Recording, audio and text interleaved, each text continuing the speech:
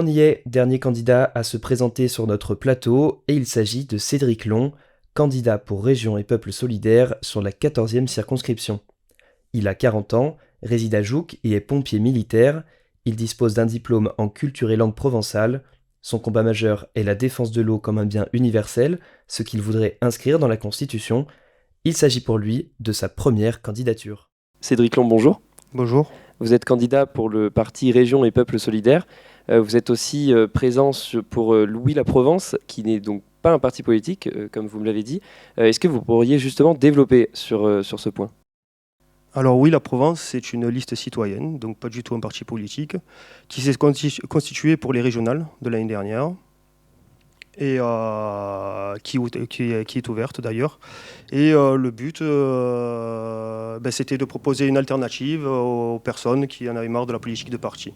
Voilà, donc dans Oui la Provence, on retrouve des gens qui étaient dans Europe Écologie Les Verts, dans le Parti Socialiste, qui étaient encartés auparavant, qui ont voulu retrouver une certaine indépendance, proposer une autre politique, et qui ont constitué cette liste, donc Oui la Provence. Et donc du coup, c'est une liste qui n'est donc pas candidate, vous candidatez par contre pour le parti Région et Peuple solidaire. Alors que défend dans les grandes lignes ce parti ? Donc dans les grandes lignes, le parti défend le régionalisme, le fédéralisme, donc c'est-à-dire donner une certaine autonomie et du pouvoir aux régions, leur permettre de se développer un peu à leur manière, de façon que ce soit économiquement, culturellement, voilà, ne plus dépendre des grandes décisions de Paris.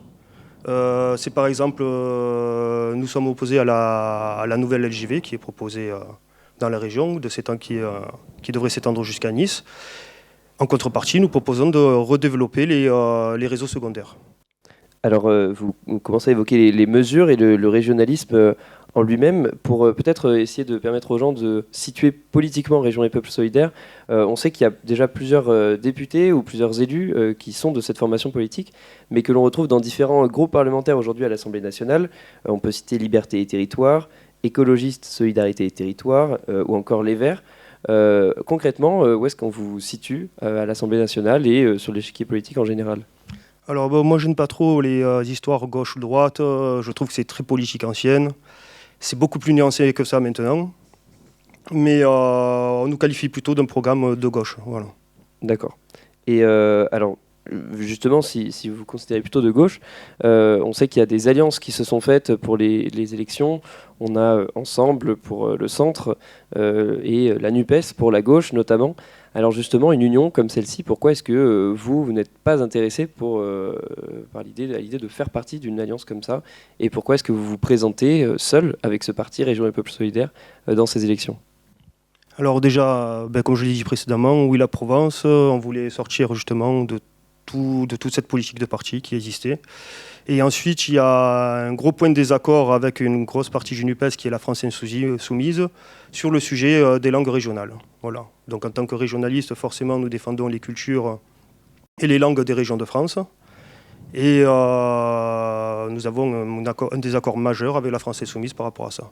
Donc c'est l'un des gros points qui fait que nous n'avons pas intégré le NUPES. D'accord. Et selon vous, des désaccords comme ceux-là, il y a eu des désaccords aussi qui étaient importants entre le Parti socialiste et la France insoumise, par exemple, mais qui ne les ont pas empêchés de faire alliance. Pour vous, les points de désaccord que vous avez sont trop importants pour faire une alliance ? Exactement. Très bien. Venons-en du coup directement aux mesures que vous proposez. Alors effectivement, le régionalisme, c'est quand même le point fort de votre programme. On peut lire d'ailleurs sur votre site l'expression « décoloniser les régions ». Alors concrètement, qu'est-ce que ça veut dire être régionaliste ?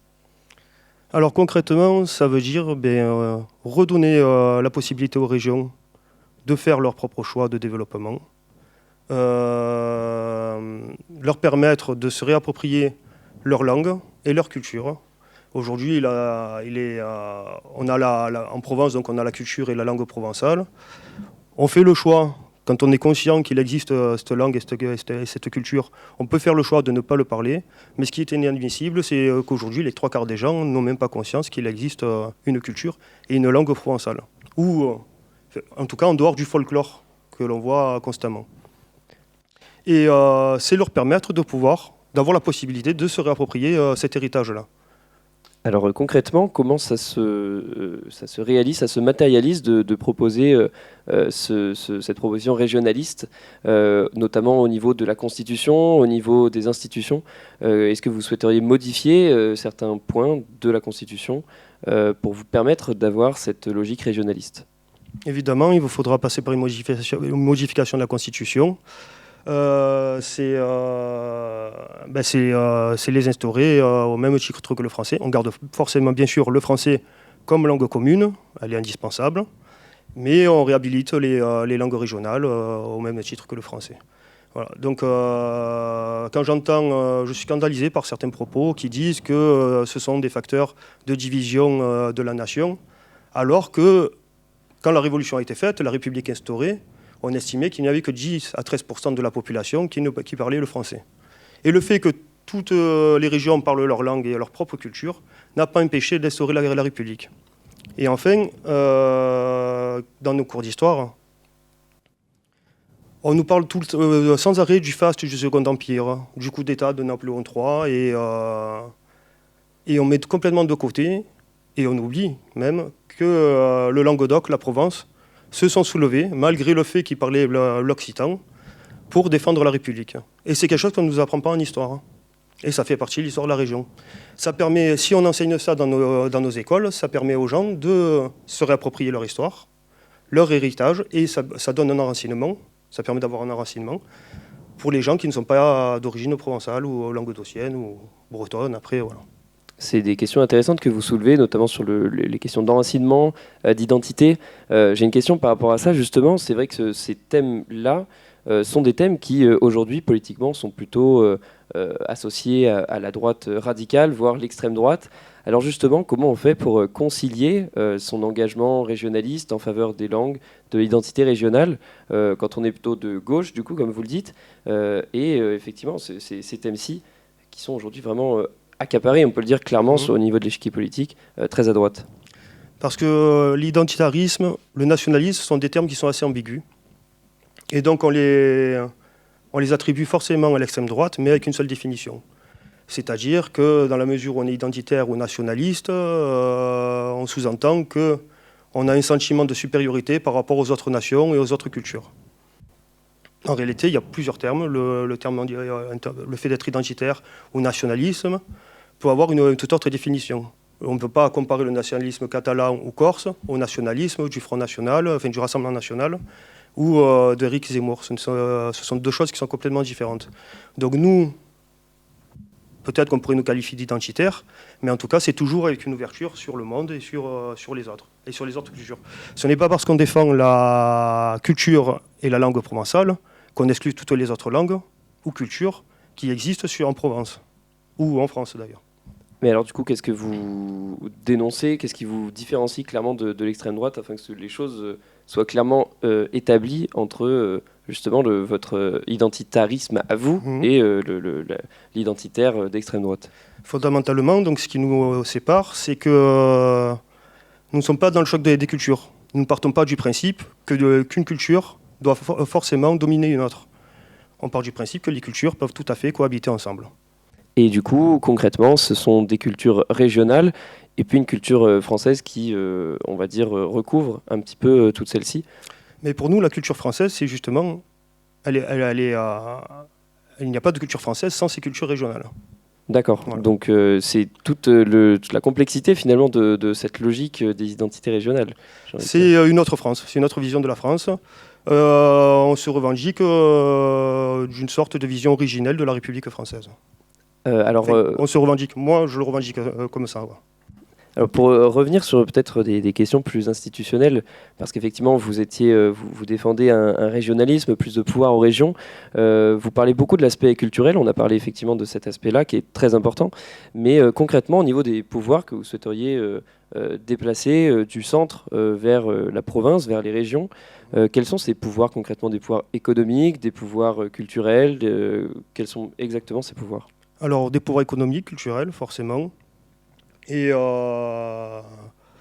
Après, on garderait la justice, les pouvoirs régaliens appartiendraient toujours à l'État, bien sûr. Ouais. D'accord. Et alors, du coup, la République que vous souhaiteriez mettre en place, le changement institutionnel, impliquerait une sorte de fédéralisme, si on l'a bien compris. Est-ce que vous pourriez rapidement nous expliquer en quoi ça consiste? Donc le fédéralisme, donc ça passerait par une décentralisation, plus de pouvoir pour les régions, et un Sénat qui deviendrait un Sénat des régions. Voilà.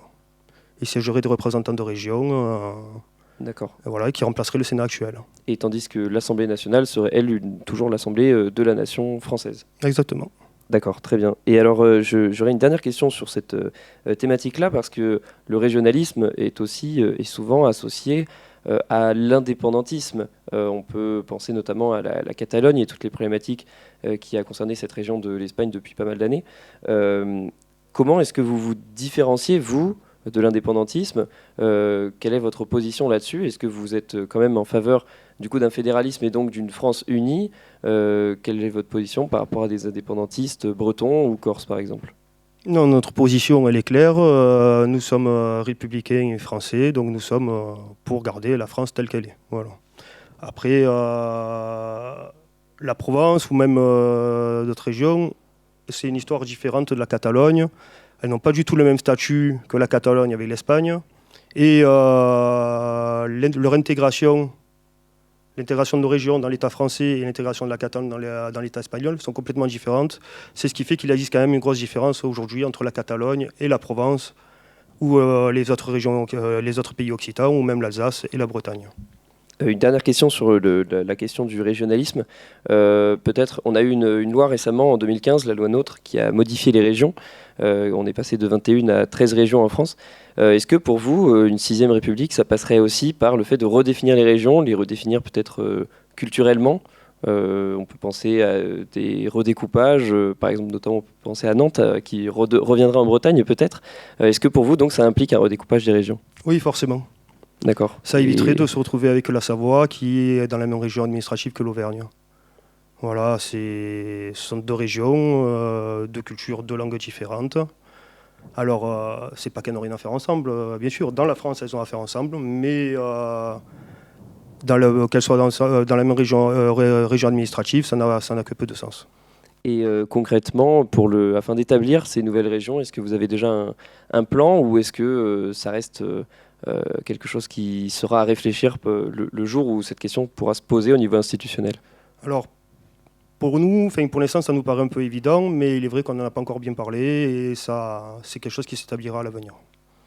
Très bien, on va passer à une autre dernière rubrique. Vous, député de La République, c'est une rubrique qui nous tient à cœur parce que chez Anonymal, on défend évidemment le vote et l'importance de la participation politique.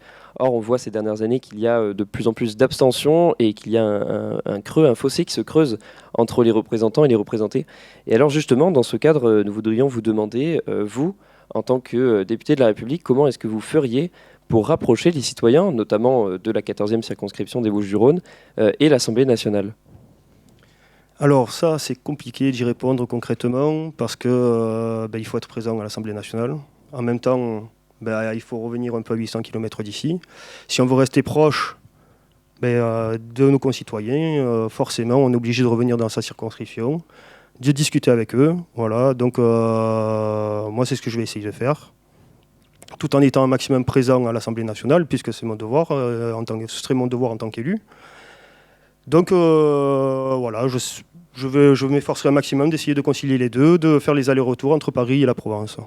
Et que pensez-vous, puisque vous défendez, vous aviez parlé tout à l'heure d'un Sénat qui représenterait les régions, que pensez-vous de ceux qui veulent faire de l'Assemblée nationale une assemblée qui représente la nation et qui donc ne serait plus ancrée, ne verrait plus ses députés être ancrés localement? Je pense notamment à une proportionnelle, par exemple, pour élire les députés. Bien sûr. Donc la proportionnelle, ça pourrait être intéressant, c'est un peu plus représentatif des votes des Français. Maintenant, on le voit bien aujourd'hui, il faut éviter justement ce désancrage des élus. Et il faut combler ce fossé qui existe maintenant entre les élus et nos concitoyens.